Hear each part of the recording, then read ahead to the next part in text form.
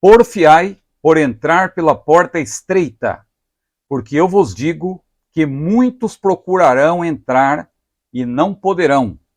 Lucas capítulo 13, versículo 24, é o texto áureo. E a verdade prática diz-nos o seguinte: a porta estreita não é uma opção, mas a única alternativa disponível para entrar no céu. Seja bem-vindo, eu sou o pastor Ciro Zibordi e está começando mais uma videoaula das lições bíblicas adultos do segundo trimestre de 2024.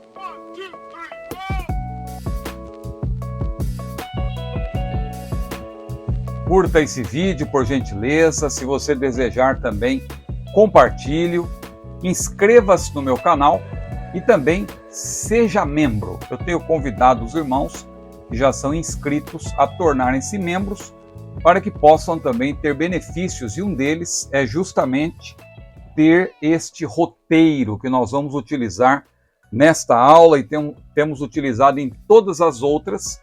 Não é simplesmente um roteiro com tópicos e subtópicos, mas é um estudo que nós fazemos subsidiário, que nós também, claro, abordamos todos os tópicos e pontos da lição.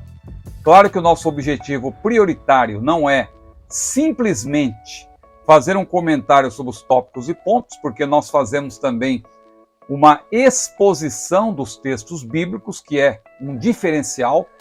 Nós gastamos um bom tempo no início de todas as aulas, que é um tempo produtivo, a meu ver, para expor o texto bíblico. E depois nós também fazemos alguns comentários sobre os tópicos e pontos da lição, para que os professores e alunos também tenham aí, pelo menos de nossa parte, uma pequena definição sobre aquilo que vão ministrar. Pois bem, a nossa lição de hoje é a lição de número 2, que será estudada presencialmente no dia 14 de abril, se Deus quiser, e que tem como título A Escolha entre a Porta Estreita e a Porta Larga. Já lemos o texto áureo e também a verdade prática, que nos apresentam, claro, já aí uma dica do que será tratado, mas o que é muito importante para nós observarmos de início é o texto que será usado para o comentário. Eu tenho batido nessa tecla de que é importante nós tomarmos um tempo com o texto bíblico, porque depois, quando você vai estudar os tópicos e pontos, fica mais fácil você entender. Às vezes, alguns irmãos que não estão acostumados com essa nossa maneira de expor o assunto, eu creio que eles vão pulando e chegam lá no minuto 30, minuto 40, minuto 50 e dizem: ainda não entrou no tópico tal, ainda não entrou no ponto tal. O nosso objetivo não é este. Eu quero apresentar o assunto de uma maneira expositiva, sobretudo, e por isso eu me atenho ao texto. Depois eu faço algum comentário também sobre os tópicos e pontos. Por isso que até no meu vídeo eu coloco os capítulos, para que você possa, se tiver uma dúvida em determinado ponto, você já vai lá direto. Mas o meu conselho é que os irmãos estudem o assunto, tomem tempo, se for o caso, estudem o vídeo, leiam, assistam ao vídeo todo, assistam novamente. Tem irmãos aqui que assistem ao vídeo mais de uma vez, e eu parabenizo esses irmãos pelo interesse que eles têm de aprender a palavra e apreendê-la em seus corações. A presente lição, ela se baseia em duas perícopes mateanas. Você sabe o que é mateana, não sabe? Perícope mateana tem a ver com Mateus, assim como uma perícope marcana teria a ver com Marcos, lucana com Lucas, joanina com João e assim por diante. São termos utilizados mais na academia, não é? Nós não costumamos usar esses termos no templo, numa pregação, mas aqui, como é uma aula, eu utilizo às vezes alguns termos um pouco diferentes. Não que eu seja adepto do academicismo, eu também, sinceramente, não gosto de, assim, florear muito, como se diz. Eu gosto de uma linguagem objetiva, simples, clara, mas às vezes eu gosto de usar uns termos diferentes até para enriquecer o vocabulário dos irmãos. Muito bem, então a presente lição ela se baseia em duas perícopes de Mateus, perícopes mateanas, que são Mateus 7, 13 e 14 e Mateus 3, versículos 1 a 10, pelas quais se destaca a escolha entre andar com ou sem Jesus. Na primeira opção, tem-se como destino, claro, o céu, enquanto que na segunda opta-se por andar entregue à própria sorte, influenciado pelo mundo e por Satanás, num caminho que desembocará, claro, no inferno. A primeira perícope, então, Mateus 7, versículos 13 a 14, é muito conhecida. Aqui o autor, no texto áureo, ele cita Lucas, mas talvez nós tenhamos, assim, um versículo que esteja mais na nossa memória, pelo menos comigo é assim, é de Mateus, porque em Mateus está claro ali, Jesus dizendo, entrai pela porta estreita, porque larga é a porta, espaçoso o caminho que conduz à perdição, e são muitos que entram por ele, porque estreita é a porta, apertado o caminho que conduz à vida, e são poucos que entram por ele, ou por ela, né? Falando da porta. Então, aqui nós temos a primeira perícope. O 7º capítulo de Mateus, aliás, é bom que se diga, ele nos apresenta alguns pares. Nós temos ali 2 alicerces, falando de trás para frente, a partir do final para o começo, né, nos versículos 21 a 27. Nós temos 2 alicerces com 2 tipos de construtores. Depois nós temos 2 árvores com tipos de frutos, 2 tipos de frutos e 2 tipos de seguidores, versículos 15 a 23. E temos 2 caminhos, versículos 13 e 14. Bom, nesta perícope, Mateus 7, 13 e 14, nesse parágrafo selecionado, mencionam-se também 2 portas ou 2 entradas para os caminhos, o que coloca diante do ser humano a possibilidade de 2 escolhas. Então, nós temos aqui, sobretudo, 2 escolhas. A primeira escolha implica entrar pela porta estreita. Jesus falou, entrai pela porta estreita. É uma ordem, é um imperativo. Mas poucos a encontram, Jesus disse. Esta porta dá acesso ao caminho, que é um caminho apertado, mas que leva à vida.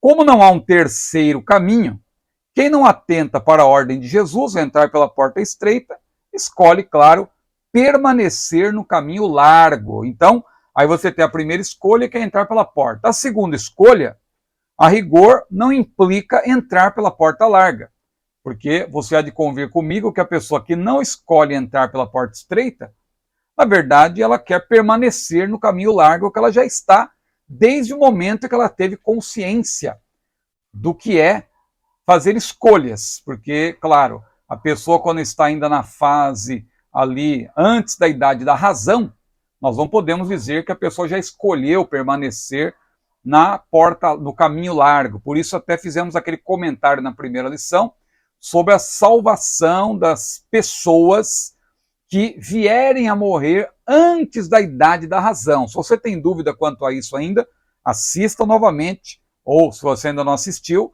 assista a primeira aula. Então aqui é importante dizer que, a rigor, a segunda escolha não significa entrar pela porta, e sim permanecer no caminho largo, onde a pessoa já está desde sempre. E é fácil permanecer nesse caminho, né? Por isso que Jesus falou que para entrar pela porta estreita que é difícil. Meyer Pearman disse, basta abandonar-se a turba, ou seja, a multidão, e ser levado por ela, a porta larga, ou o caminho largo. O homem, como criatura caída, tende para o mal. Então é a tendência do ser humano.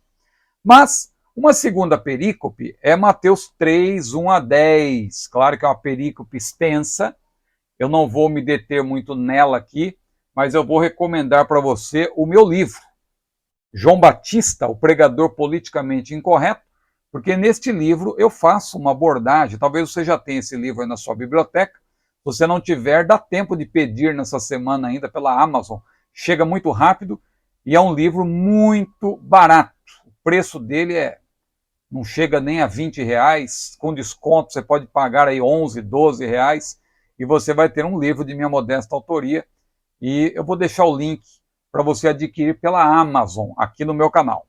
Muito bem, então, É importante você, que é professor, fazer uma pequena explicação de toda essa perícope, Mateus 3, 1 a 10. Esta perícope, ou este parágrafo selecionado para estudo, nos apresenta João Batista, sua missão como precursor de Cristo e sua contundente mensagem, que eu chamaria, como eu digo no livro, na capa do livro está, inclusive, o pregador politicamente incorreto, porque a sua pregação era, hoje chamaríamos assim, uma pregação politicamente incorreta, porque ele usou ali palavras que hoje seriam ofensivas, mas completamente verdadeiras. Então, o precursor de Cristo, os versículos 1 a 3, nos apresentam alguns detalhes importantes. Embora João Batista apareça pregando no deserto da Judéia, dentro do período do Novo Testamento, ele é um profeta, aliás, o último profeta nos moldes do Antigo Testamento. É o último profeta da Antiga Aliança. Note como Lucas, ao mencionar e também datar cuidadosamente a primeira aparição pública de João Batista, ele data porque ele coloca ali elementos pelos quais nós podemos saber o tempo exato em que João apareceu pregando no deserto da Judéia. Então veja que Lucas emprega também um modo veterotestamentário, quando ele diz, veio no deserto a palavra de Deus a João, filho de Zacarias. Se você ler sobre outros profetas, se você recuar lá para Gênesis 15, versículo 1, 1 Samuel 15, 10, 1 Crônicas 17, 3, 2 Crônicas 11, versículo 2, eu coloquei no meu roteiro vários versículos, você vai ver que sempre se menciona que veio a palavra do Senhor quando fulano, profeta, estava em determinado lugar. Então, o modo como Lucas, de propósito, se refere à aparição de João Batista é justamente para dizer que João Batista era um profeta nos moldes veterotestamentários. Lucas, nada. É uma dica aqui para você. Quando você for estudar o Evangelho de Lucas e Atos, nada é por acaso. Investigue.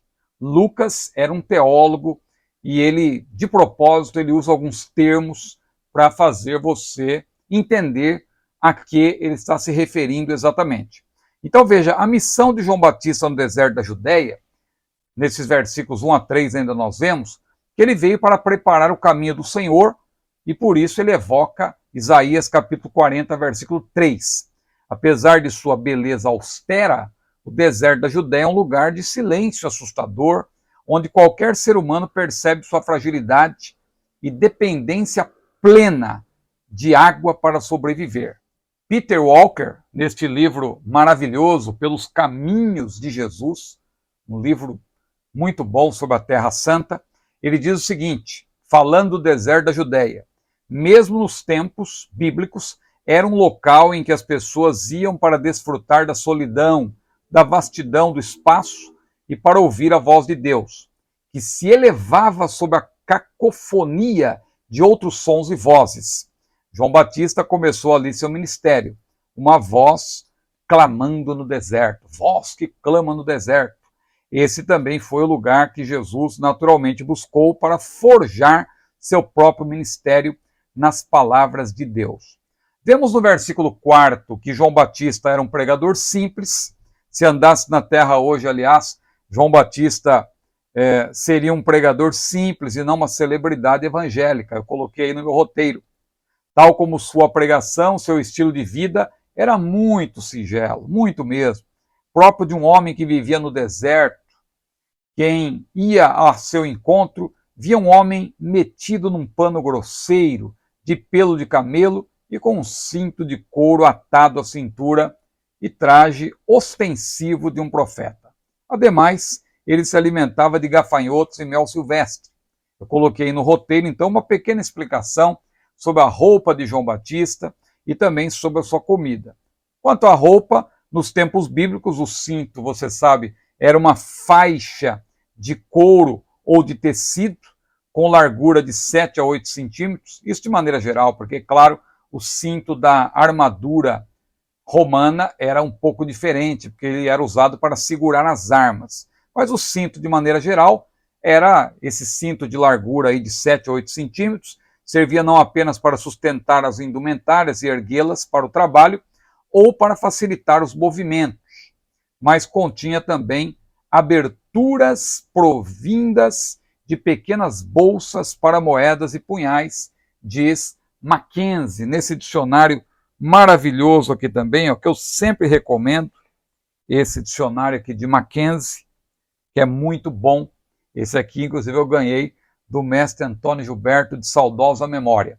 A comida de João Batista, o mel silvestre, era muito apreciado pelos judeus e empregado de diversas formas, como remédio, como adoçante, ingrediente de bolos e doces, etc. Então aí também no meu roteiro eu faço alguma menção e cito também alguma fonte falando sobre o mel. Nos versículos 5 e 6, nós vemos que João Batista era também um pregador que batizava pessoas de Jerusalém, de toda a Judéia e da circunvizinhança do Jordão, palavra difícil de pronunciar, hein? Circunvizinhança. Você que é professora, quando for falar uma palavra difícil como essa, claro que eu estou acelerando, que eu não quero que esse vídeo fique muito longo, mas é importante, quando você deparar com uma palavra difícil, tente falar devagar, porque a nossa dificuldade é justamente falar rápido.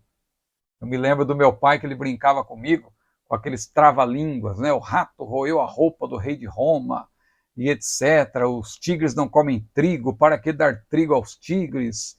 E meu pai mandava eu falar rápido, e aí que eu me atrapalhava.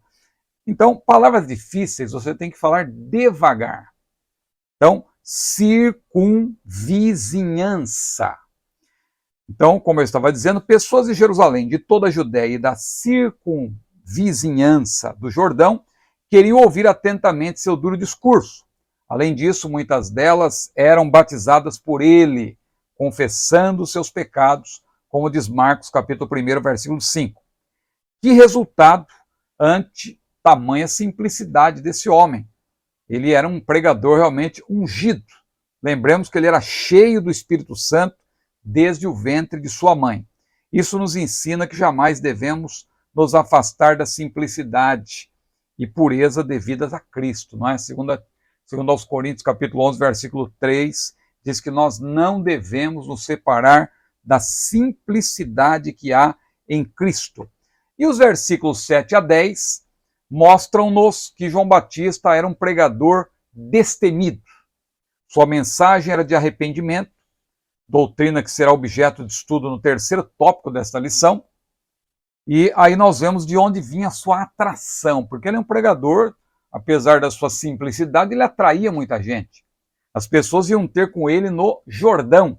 Então, segundo a descrição do próprio Senhor Jesus, João Batista era uma cana agitada pelo vento, mas a despeito de sua fraca aparência e para além do seu estilo de vida excêntrico, era um profeta ousado no falar. Seu discurso era um discurso duro.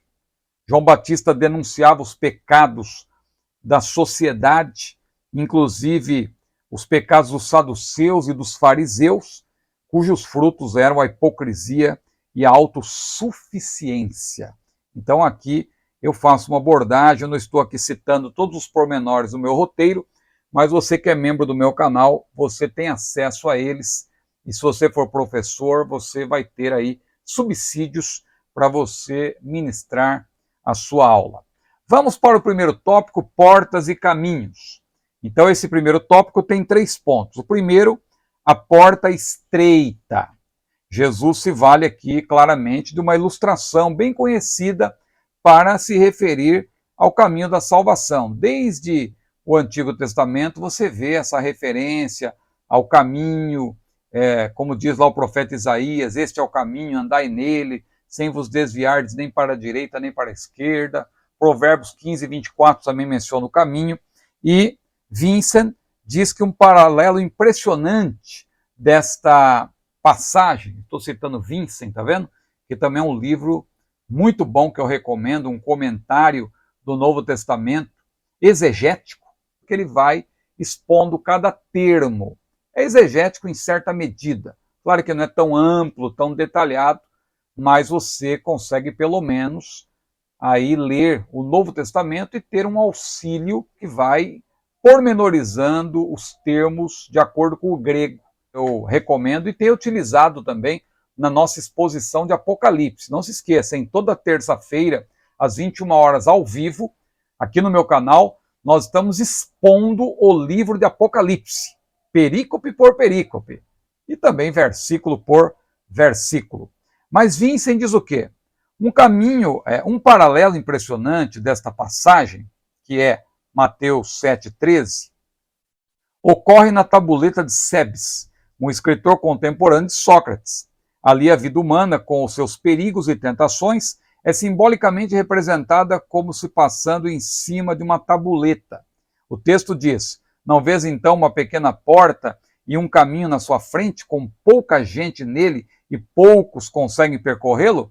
Este é o caminho que conduz à verdadeira cultura. Então, aqui, uma ilustração para falar do caminho que conduz à cultura. Mas Jesus está falando do caminho que conduz à salvação. Então, a ilustração de Jesus, como que ela foi entendida pelos destinatários originais de Mateus? Aqui eu cito também Mackenzie mais uma vez, para apresentar mais detalhes dessa chamada porta estreita, porque Mackenzie diz que havia uma porta de cerca de 4 metros e as outras portas eram demasiadamente baixas, estreitas para o tráfego de veículos e permitiam a passagem de pedestres ou de um único asno. Então, havia portas estreitas ali, portas de entrada na cidade. Claro que as pessoas preferiam as portas largas, espaçosas, que eram mais acessíveis. Então Jesus se valeu disso, porque ele sabia que as pessoas entenderiam. Agora, os destinatários originais de Mateus, portanto, não tiveram qualquer dificuldade para entender essa analogia de Jesus, porque Jerusalém era, repito, uma cidade murada, com muitas portas e todas elas tinham ali uma finalidade. Se você ler Neemias, especialmente os capítulos 3 e 12, você vai ver que havia muitas portas em Jerusalém, portas maiores, portas menores, portas estreitas, e aí as pessoas teriam facilidade de entender. Mas não vai pensar que havia uma porta chamada agulha, né? Porque eu já vi gente dizendo, olha, quando Jesus falou que quão difícil é um rico entrar no reino de Deus, é mais fácil um camelo entrar pelo fundo de uma agulha do que um rico entrar no reino dos céus, porque lá em Jerusalém tinha uma portinhola chamada agulha, que o camelo tinha até que agachar para entrar. Não, meu irmão, a agulha ali é agulha mesmo, porque Jesus está se valendo de um paradoxo, algo impossível de acontecer. Claro, um camelo não pode de maneira alguma entrar no fundo de uma agulha, mas Jesus quis dizer que, utilizando esse paradoxo, uma figuração de linguagem, paradoxo é uma figura de retórica, é uma figura de linguagem, Jesus quis falar da impossibilidade de alguém que confia nas riquezas ser salvo. Ser salvo. A pessoa precisa crer em Jesus.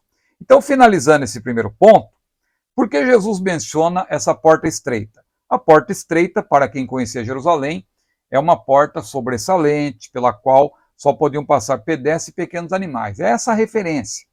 É um tipo de porta que não era muito acessível, as pessoas preferiam, claro, as portas mais largas. Então essa porta estreita, ela contrastava com a porta principal, que podia comportar tráfego de veículos e era a passagem mais frequentada. Bem, esse primeiro ponto, então, é só para esclarecer aqui o porquê de Jesus mencionar essa ilustração. Vamos para o segundo ponto, o caminho apertado. Andar por esse caminho significa, claro, seguir as pisadas do mestre. O adjetivo apertado aqui, aliás, quer dizer atribulado.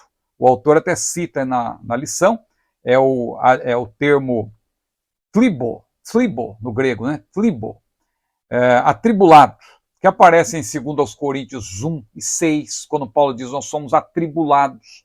É o mesmo termo. Então você dizer que o caminho apertado é um caminho atribulado, não é exagero, é esse o sentido. É um caminho de tribulação. O caminho apertado aqui é um caminho de tribulação. O termo aqui, tlibo, no grego, indica que devemos estar prontos. Né? Caminho apertado aqui, esse adjetivo, para caminho indica que devemos estar prontos para enfrentar aflições, sofrimentos e perseguições por amor a Cristo. Aliás, Pedro falou que para isto sois chamados, pois Cristo padeceu por vós, deixando-nos o exemplo para que sigais as suas pisadas. Jesus também disse: no mundo tereis aflições, mas tende bom ânimo, eu venci o mundo. Isso se aplica, evidentemente, a quem vive em Cristo piamente, claro. Tem pessoas que são nominais. O crente nominal, muitas vezes, não enfrenta esse tipo de dificuldade ao longo do caminho, porque ele, na verdade, a despeito de ter o nome de cristão, ele está no caminho largo. Note que Jesus não obriga ninguém a segui-lo.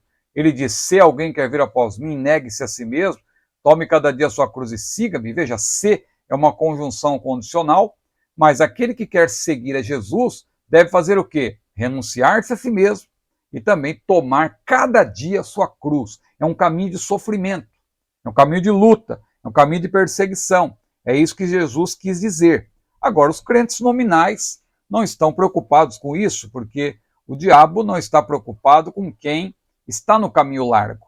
Observe como a igreja de Filadélfia, a mais exemplar dentre as 7 ali da província da Ásia, como nós estamos estudando, repito mais uma vez, estamos fazendo uma exposição do livro de Apocalipse, e você é o nosso convidado. Toda terça-feira tem um bom grupo de irmãos, aliás, a maioria que está acompanhando essa série, graças a Deus, são membros do canal, recebe o nosso roteiro antecipadamente, o roteiro que é, na verdade, um capítulo de Apocalipse, nós estamos escrevendo toda semana.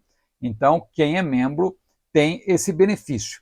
Agora, como eu dizia, observe que a igreja de Filadélfia, a mais exemplar dentre as 7 da província da Ásia, andava por um caminho estreito. É só você ler Apocalipse 3, 7 a 12. Observe como a igreja de Filadélfia ela tinha muitos problemas, no sentido de que ela era perseguida. Ela era perseguida. Ela era perseguida, o inimigo estava furioso. Jesus mesmo disse: tendo pouca força, guardaste a minha palavra e não negaste o meu nome. Agora, quando você vê a igreja de Sardes, já na igreja de Sardes, ali parece que não tinha problema nenhum. Só que o pastor estava morto. Tens nome de que vives, disse Jesus, e estás morto. Por quê? O diabo não está preocupado com quem está no caminho largo. É esta a mensagem. Portanto, seguir pelo caminho atribulado, literalmente, é o corolário. Olha uma palavra aí, nova também, não é? Corolário de tudo que o mestre já tinha dito no Sermão do Monte a respeito da conduta cristã. O que significa isso? Corolário. Quer dizer que tudo que foi dito anteriormente, na verdade, tem uma conclusão. Ou seja, tudo que foi dito anteriormente está, na verdade, desembocando nesse conceito aqui, nisso que Jesus está falando sobre o caminho atribulado. Ou seja, quer dizer que você trilhar esse caminho é um caminho que você tem que amar o seu inimigo, é um caminho que você tem que dar outra face, tudo que Jesus tinha mencionado antes. Então, se você quiser entender o que é de fato esse caminho atribulado, leia Mateus capítulo 5 a 6 e leia os versículos anteriores ao versículo 13 do capítulo 7, os versículos 1 a 12, porque, repito, aqui é o corolário, é, na verdade, onde tudo desemboca para você entender perfeitamente. Quando você lê Mateus 7,13, ali Jesus explica, não é? Entrai pela porta estreita. Ele tinha concluído. Pode ver que o versículo anterior tem um portanto, aí conclui aquilo ali, e quando vai para o versículo 13, diz entrai pela porta estreita, que é, na verdade, tem aí também uma conexão com o que havia sido dito anteriormente. Por isso que eu chamo aí de corolário. Vamos para o ponto 3. Porta larga e caminho espaçoso. Se porta estreita e caminho apertado dizem respeito à vida de renúncia e tribulações, o que significa a frase larga a porta e espaçoso o caminho? Você que está recebendo o roteiro, eu coloquei aí a frase no grego. É fácil entendê-la à luz do ponto anterior. Veja, para seguir a Jesus de fato, trilhando o seu caminho, aqui eu coloco com C maiúsculo, porque assim a fé cristã, no seu início, a igreja nascente ali, era conhecida também como caminho, diziam até a seita do caminho, né? Paulo perseguia, conforme Atos capítulo 9, versículo 2. Então veja, por isso que eu coloquei aí com C maiúsculo.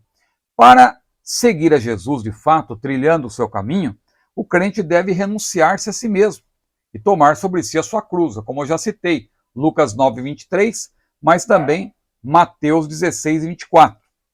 O fato de alguém pertencer a uma denominação evangélica não faz dele um seguidor desse caminho. Isso é importante. O crente que não anda em santidade segundo as Escrituras, nem se exercita em piedade, é nominal. Ou seja, imagina um crente que não tem uma vida devocional, uma vida na presença de Deus, um crente que não é piedoso. Paulo falou para Timóteo, exercita-te em piedade. Piedade ali é estar de frente para Deus, é ter comunhão com Deus, é piedade. Exercita-te em piedade. Então veja, o crente que não anda em santidade, segundo as Escrituras, nem se exercita em piedade, é nominal.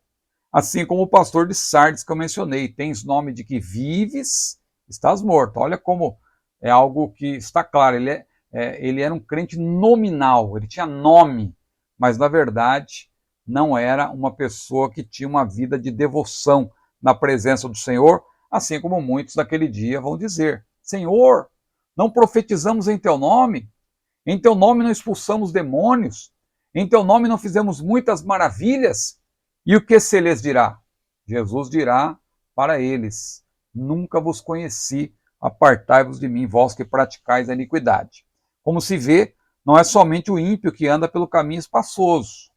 Há muitos cristãos nominais que não são ímpios, por assim dizer, não são aquelas pessoas que têm uma vida devassa, às vezes até têm um bom nome, como o caso do pastor de Sardes, mas estão conformados com este mundo, estão andando pelo caminho largo, estão se comportando como Demas, não têm assim uma vida escandalosamente devassa, mas tem uma vida dupla. Você vê a pessoa assim, parece que ela é crente, parece que ela é uma pessoa até devota, que tem uma vida de devoção, mas ela na verdade não tem nada disso, ela não se preocupa com a leitura da Bíblia, não ora, não busca Deus, é simplesmente um crente nominal, que faz tudo de maneira automática. Imagine um pastor morto, por exemplo, como o pastor de Sardes. Ele podia ler a Bíblia lá, o texto da época, né? Não tinha a Bíblia como hoje, assim, os 66 livros, mas ele foi, inclusive, ele foi a pessoa que recebeu a carta e provavelmente o que leu diante da congregação. Porque ali quando Jesus diz, bem-aventurado o que lê, está no singular. E os que ouvem, os que guardam as palavras dessa profecia. Por que está no singular, bem-aventurado o que lê? Porque era o responsável pela leitura, que era justamente o pastor da igreja, que era o responsável por isso. Eu fico pensando como foi a situação daquele pastor, quando ele teve que ler, tens nome de que vives e estás morto. Porque uma pessoa morta, espiritualmente falando, ela faz tudo de maneira automática, ela lê a Bíblia, ela canta hinos, mas ela não tem uma vida de devoção. Essa pessoa também, biblicamente falando, ela está trilhando o caminho largo. Vamos para o tópico segundo.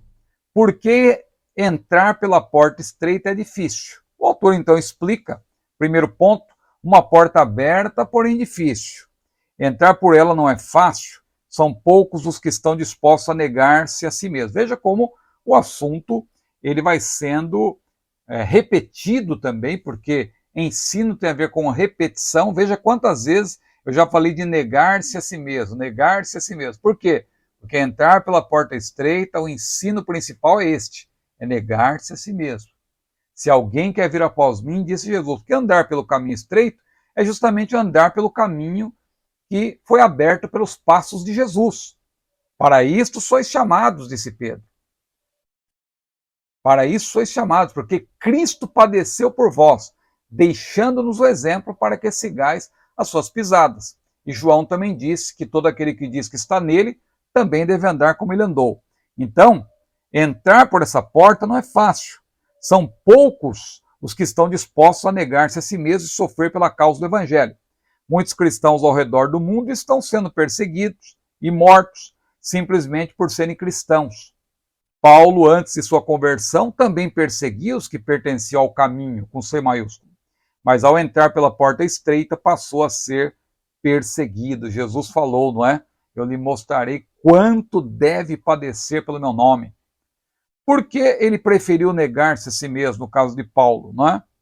E entrar por essa porta de tribulações? Porque ele entendeu que essa porta estreita é o único meio de salvação eterna e a entrada exclusiva para o caminho que conduz à pátria celestial. Paulo, claro, ele sabia que agora, apesar dos sofrimentos, ele tinha um alvo. E ele até falando desse alvo em Filipenses capítulo 3, ele disse, eu ainda não julgo tê-lo alcançado, mas uma coisa faço, e é que, esquecendo-me das coisas que atrás ficam, e avançando para as que estão diante de mim, prossigo para o alvo, pelo prêmio da soberana vocação de Deus em Cristo Jesus. E ele mais adiante disse, a nossa cidade está nos céus, onde também esperamos o Senhor, o Salvador Jesus Cristo, que transformará o nosso corpo abatido em um corpo glorioso. Glória seja dada ao maravilhoso nome do Senhor. Poucos há que a encontrem, disse Jesus. Isso evidencia que a maioria dos homens, devido a seus pecados, a egolatria, a cobiça, o amor do dinheiro, prefere o prazer imediato em detrimento do gozo eterno. Vamos agora para o segundo ponto. Nós estamos estudando, então, sobre esta importante jornada, a carreira que nos está proposta. Tivemos a primeira lição sobre o novo nascimento e agora essa lição é importantíssima sobre a decisão de entrar pela porta estreita, porta atribulada, mas permanecer no caminho. Ponto 2. As oportunidades da porta larga são atraentes. Renunciar-se a si mesmo denota priorizar o prazer superno, ou seja, superno, aquilo que é superior, aquilo que vem de cima. Veja, a ajuda do alto é uma ajuda superna. Nós temos uma autoajuda, que é uma ajuda interna. Podemos ter também a ajuda das pessoas à nossa volta, é uma ajuda externa, mas a ajuda do alto é uma ajuda superna. Então, ajuda externa, ajuda interna, mas a ajuda superna é a que vem do Senhor. Então, veja, renunciar-se a si mesmo denota priorizar o prazer superno, prazer que vem do alto. Como disse o salmista, o meu prazer está na lei do Senhor, relegando a um segundo plano os prazeres lícitos deste mundo, mesmo que possamos usufruir desse com equilíbrio. Há prazeres lícitos neste mundo, mas eles também são relegados a um segundo plano quando nós temos o nosso prazer na lei do Senhor. Claro que todos nós precisamos de um pouco de diversão, de alegria, de bom humor. Não é vedado a nós isso, mas nós temos que priorizar aquilo que... Priorizar não quer dizer que você vai deixar de fazer outras coisas, mas você vai dar uma atenção maior para a sua comunhão com Deus. Agora veja, entrar pela porta estreita e andar pelo caminho apertado implica também, além de você renunciar, porque renunciar não é você abandonar, renunciar é você saber priorizar uma coisa em detrimento de outra, mas não é que essa coisa que você deixa de fazer, ela é pecaminosa necessariamente. Mas você renuncia porque você quer ter uma vida de maior comunhão com Deus. Agora, além de renunciar, entrar por esse caminho atribulado, esse caminho apertado, implica também resistir o pecado, resistir ao pecado. Como diz o autor de Hebreus, capítulo 12, versículo 4, resistir até o sangue combatendo contra o pecado. Ou seja, você combater contra os prazeres carnais, estes sim, ilícitos, porque tem prazeres lícitos, mas há prazeres que são ilícitos. E Paulo falou para Timóteo, sofre, pois, comigo como bom soldado de Cristo. Ninguém que milita se embaraça com os negócios desta vida, a fim de agradar aquele que o alistou para a guerra. Essa conduta de renúncia e resistência não é fácil, porque as oportunidades da porta larga são de fato atraentes. Só podemos resistir às ofertas deste mundo de pecado se priorizarmos a nossa comunhão com o Senhor. Veja que o apóstolo Tiago, ele diz que a amizade com o mundo é inimizade contra Deus. Por isso, ele também disse mais adiante, estou citando aqui Tiago capítulo 4, no versículo 4 ele disse, amizade com o mundo é inimizade contra Deus.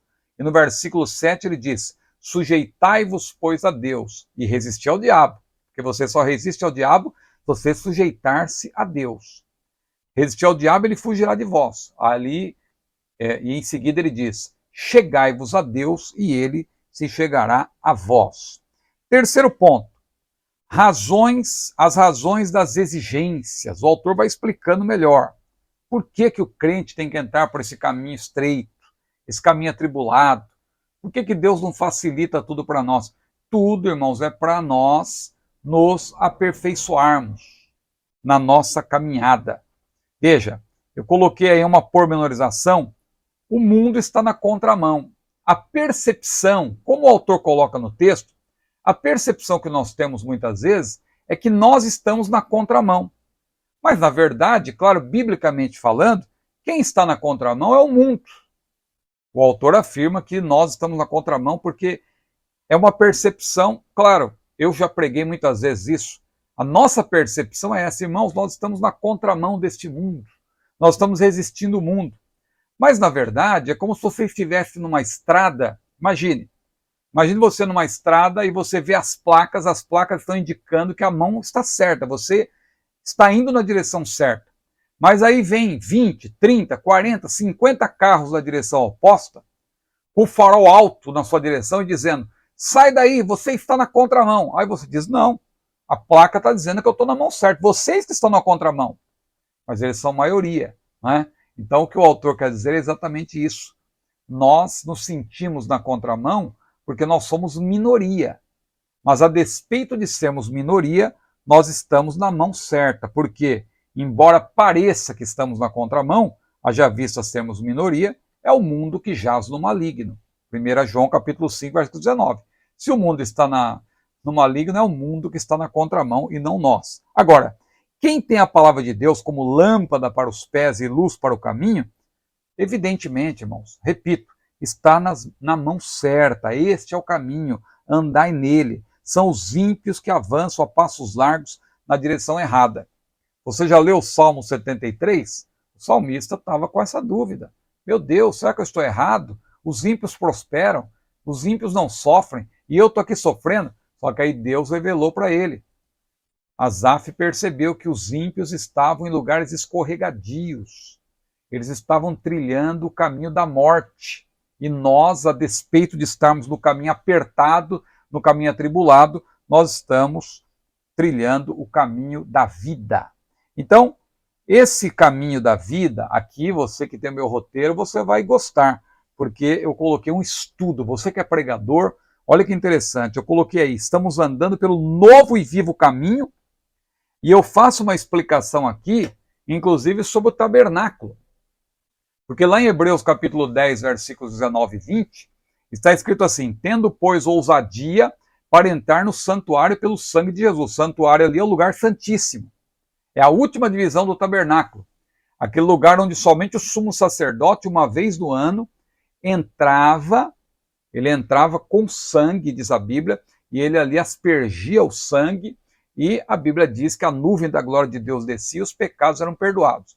Então veja, quando o autor de Hebreus diz, tendo ousadia para entrar no santuário, o que ele está dizendo? Você tem que percorrer todo o tabernáculo até chegar lá. E para percorrer o tabernáculo, você tem que passar por onde primeiro? Nós que hoje somos sacerdotes, porque a Bíblia diz que Jesus, derramando o seu precioso sangue, ele comprou para Deus homens de todo povo, e tribo, língua e nação, e para Deus ele os fez reis e sacerdotes. Apocalipse capítulo 5.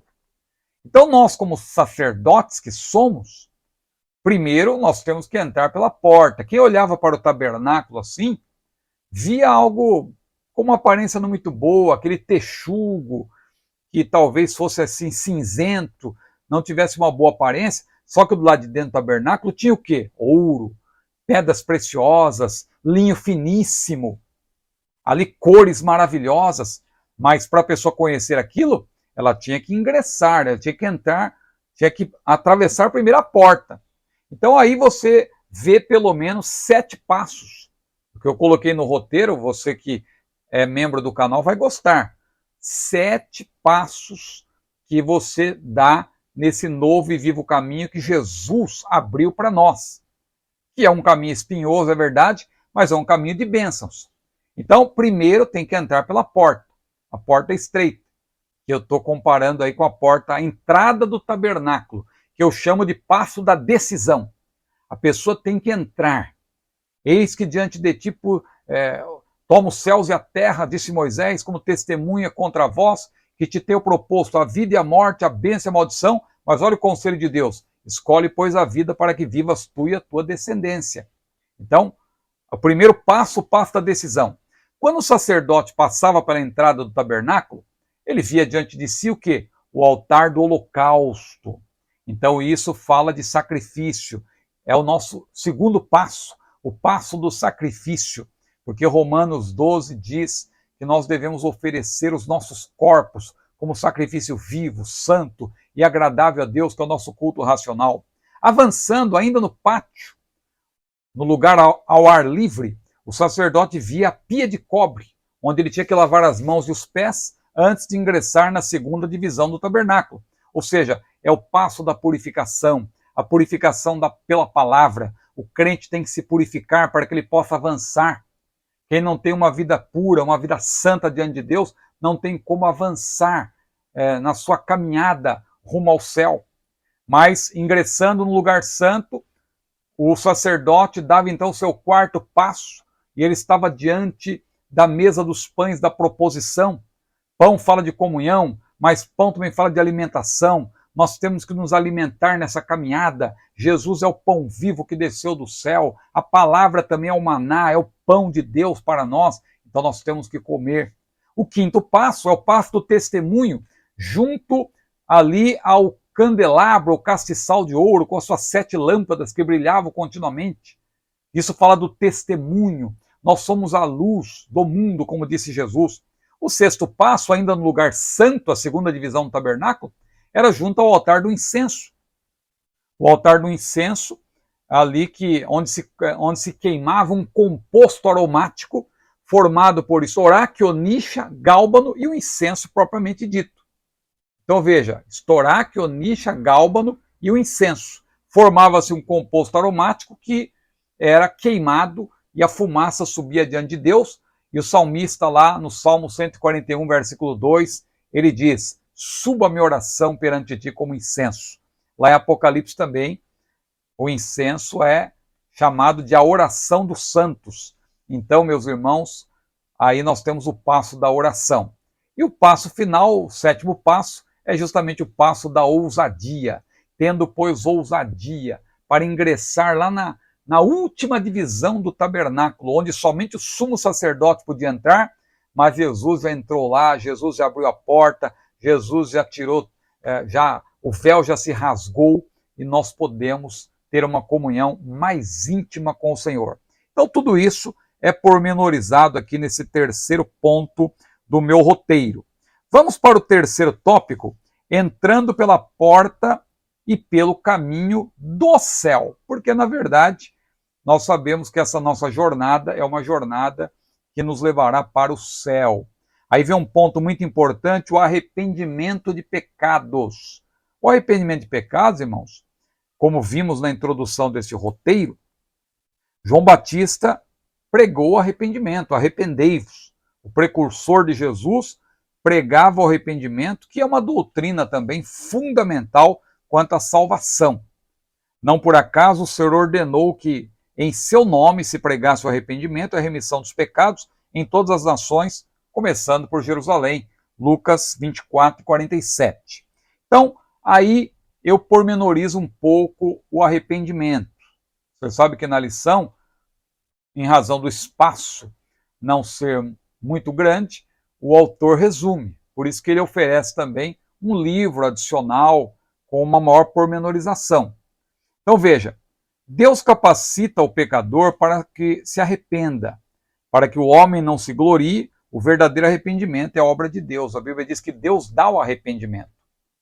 Não é que você não faz nada para receber essa bênção, como diz os nossos irmãos calvinistas, que afirmam que a pessoa é convertida, ela é regenerada, A regeneração vem antes da conversão, ou perdão, vem antes do arrependimento e da fé. Não. A regeneração é posterior, porque Deus nos capacita para crer, Deus nos capacita para nos arrependermos, mas somos nós que nos arrependemos, somos nós que cremos. Então é importante entender isso. O abrir do coração do pecador para o evangelho vem de Deus. Deus abriu o coração de Lídia. Mas o que isso significa? Ele capacita o pecador por meio de sua preveniente graça, aquela graça que vem antes. A graça de Deus é uma só, mas claro, ela se manifesta de muitas maneiras. Uma delas é a chamada graça preveniente. Uma vez capacitado pelo Espírito Santo, o pecador deve se arrepender à semelhança do filho pródigo, que refletiu sobre sua condição, reconheceu sua miserabilidade, levantou-se e partiu na direção da casa do seu pai. Então nós temos aqui o arrependimento completo. O verdadeiro arrependimento envolve intelecto, sentimento e vontade. Foi o arrependimento do filho pródigo, completo, diferente do arrependimento de Judas. Judas teve um remorso. O arrependimento de Judas não foi um arrependimento sincero, verdadeiro, porque ele teve um arrependimento, na verdade, meramente emocional. E aí o autor também menciona a confissão de pecados. Aqui eu explico, claro, o que é o verdadeiro arrependimento, né? Que é diferente do arrependimento de Judas, é um arrependimento realmente que envolve intelecto, sentimento e vontade. E eu coloquei também que envolve 5 cons, né? 5 cons. Ou seja, convicção, contrição, confissão, conversão e condenação do pecado. É tudo em relação ao pecado. Então é confissão, é convicção do pecado, é contrição do pecado, é confissão do pecado, é conversão do pecado e também condenação do pecado. Porque quando uma pessoa de fato se arrepende, ela começa a condenar o pecado. O autor então explica no segundo ponto a confissão. Os homens que iam até João Batista confessavam seus pecados e eram batizados em água, tornando pública a sua fé. O que é confissão? Confessar, do grego homologel, é o verbo, homologel, como parte do arrependimento, denota concordância quanto ao que Deus diz sobre si mesmo e nós em sua palavra, e também reconhecimento e pronunciamento dos nossos pecados. E aí eu coloquei as características da confissão. Então veja, você, modéstia à parte, não perde nada em ser membro do meu canal e ter aqui esse roteiro. Veja que aqui eu coloquei uma pormenorização. Você que é membro vai ter aí, ó, características da confissão, sempre contrita e definida, pode ser secreta, pode ser pessoal. Quando que a confissão é secreta? Quando a pessoa, claro, peca contra Deus e não envolve mais ninguém. Pode ser pessoal, ou seja, pode ser pública, e é casos em que envolve outras pessoas e gera escândalo, e por aí vai. E vamos ao terceiro ponto e último. E nesse terceiro ponto também, você que tem meu roteiro, você vai ver que eu fiz uma pormenorização da pregação de João Batista, até baseada no meu livro, porque João Batista, você vê lá Mateus 3, uma ênfase da sua pregação, mas quando você vai para Lucas 3, você vê que ele pregou outras coisas também. A pregação de João Batista foi uma pregação cétupla. E que aqui, como fala de frutos de arrependimento, você vai ver que a pregação de João Batista pedia, na verdade, 7 respostas, ou que nós poderíamos chamar também de 7 frutos. Então veja, como vimos, o arrependimento verdadeiro abarca a convicção, contrição, confissão, conversão e condenação do pecado. 5 cons. Mas João Batista ainda acrescenta, produzir, pois, frutos dignos de arrependimento. Esses frutos são mencionados em Lucas, diz o autor, aqui especialmente os versículos 10 a 20, ampliando um pouco mais, só que eu faço uma ampliação ainda maior, porque eu também introduzo aqui o que está em João, porque se você ler Mateus 3, 1 a 12, Lucas 3, 10 a 20 e João 1, 29 a 33, você vai ver que a pregação de João Batista era cétupla e que, portanto, pedia 7 respostas diferentes, 7 diferentes frutos. Primeiro fruto, claro, o arrependimento, produzir frutos, na verdade, dignos de arrependimento. Então, o primeiro fruto que deveria ser apresentado era o arrependimento propriamente dito. A humilhação, porque ele se dirige também aos saduceus, aos fariseus, que precisavam se humilhar, eles consideravam muito importantes. Em Lucas 3:11 você vê o fruto da solidariedade, porque João Batista diz, quem tiver 2 túnicas, que reparta com o que não tem. E quem tiver alimentos, que faça da mesma maneira.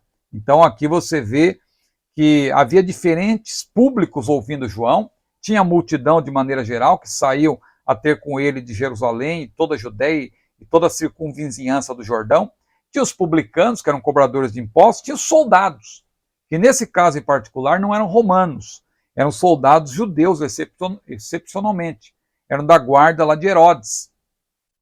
Então, você vê que aqui no caso a solidariedade era pedido de todos. Mas quando você vai para a quarta ênfase, a honestidade já tem mais a ver com os publicanos, porque os publicanos eram desonestos. Então observe a ênfase, Lucas 3:13. Não peçais mais do que aquilo que vos está ordenado. É uma mensagem dirigida especificamente aos publicanos, que eram marginalizados, não sem causa, porque eles eram desonestos. Aí depois vem a quinta ênfase, que é da pacificação. E isso é para os soldados da guarda de Herodes. A ninguém trateis mal, nem defraudeis e contentai-vos com o vosso soldo. Lucas 3:14. Havia muita violência naqueles dias, né? Havia os sicários, os terroristas da época que até atacavam as pessoas, os soldados respondiam e também tratavam a população com truculência. Então essa mensagem foi dirigida aos soldados, que, claro, tem a tendência de agir com essa truculência que eu mencionei, e também havia uma certa desonestidade, bem como rebeldia contra o governo, mas veja que a mensagem de João Batista era no sentido da pacificação. E as 2 últimas ênfases, para que obtivesse também o fruto da fé no Redentor, porque ele, quando viu Jesus, ele disse, eis o Cordeiro de Deus que tira o pecado do mundo. Isso também tem a ver com a pregação de João Batista, e ele prega sobre o batismo no Espírito Santo, lá em Mateus 3:11, mas também em João 1:33, para despertar, claro, o seguinte fruto, para motivar o seguinte fruto, o desejo de receber o batismo no Espírito. Porque quando viu Jesus, o Batista disse, esse é o que batiza com o Espírito Santo. Esta mensagem, portanto, de poder, vem depois da mensagem de salvação. Olha que interessante. Pois João primeiro falou do Cordeiro. Eis o Cordeiro de Deus que tira o pecado do mundo. Depois que ele vai falar do poder. Veja que não por acaso o Pentecostes vem depois da Páscoa, porque o poder do Espírito só caiu depois que o Cordeiro foi oferecido. Tá certo? São muitos detalhes.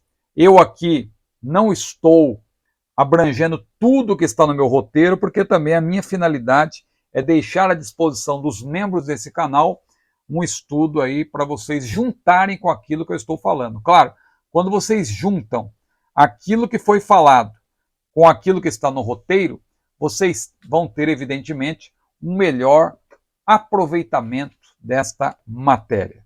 Mas vamos aqui para a leitura da conclusão, como nós sempre fazemos, para então finalizarmos esta segunda lição. No momento que inicia sua jornada com Cristo, o cristão deve ter a consciência de que escolheu o caminho estreito e a porta apertada para trilhar. Na verdade é o inverso, né? Primeiro ele entra pela porta para depois seguir pelo caminho, que é o caminho para o céu. Isso significa que precisamos renunciar ao eu, ao ego. Veja que a lição gira em torno disso, renúncia. Nossos pensamentos e desejos para que Cristo apareça. Isso só é possível por meio de um verdadeiro arrependimento, confissão de pecados e a experiência do perdão. Aí está mais uma lição. Olha como as horas estão passando depressa, como diz aquele hino da harpa cristã.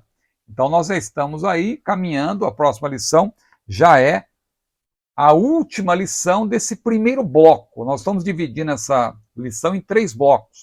O primeiro bloco apresenta aí de maneira resumida a nossa jornada, depois o segundo bloco já é uma pormenorização da nossa jornada, do nosso caminho, e as 3 últimas lições, o último bloco, falam justamente do nosso destino, que é o céu. Tá certo? Que Deus abençoe a sua vida. Se você chegou até aqui, eu creio que você está gostando. Então curta, compartilhe esse vídeo. Inscreva-se também, nós estamos aí chegando num importante objetivo, que é 100 mil inscritos, e contamos com o seu apoio. E você que já é inscrito, não deixe de ser membro. Sendo membro, você vai ter benefícios e o principal deles é receber o nosso estudo de maneira antecipada para que você possa aí aperfeiçoar o seu conhecimento, você que é aluno e você que é professor, ter maiores subsídios. Que Deus abençoe a sua vida. A paz do Senhor.